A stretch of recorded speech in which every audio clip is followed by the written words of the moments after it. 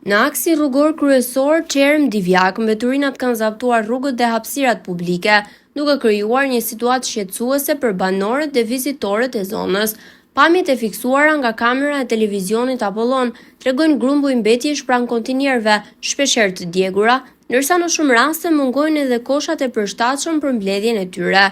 Banorët e kësaj zone turistike, që frekuentohet në çdo stin të vitit, shprehen të pakënaqur me gjendjen aktuale dhe theksojnë se mungesa e infrastrukturës së duhur për menaxhimin e mbetjeve po kthehet në një problem të përditshëm.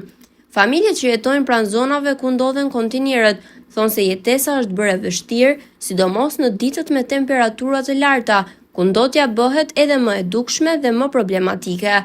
Kjo gjendje jo vetëm që dëmton cilësinë e jetesës së banorëve lokal, por edhe cënon imazhin turistik të një prej zonave më të njohura për natyrën dhe bregdetin.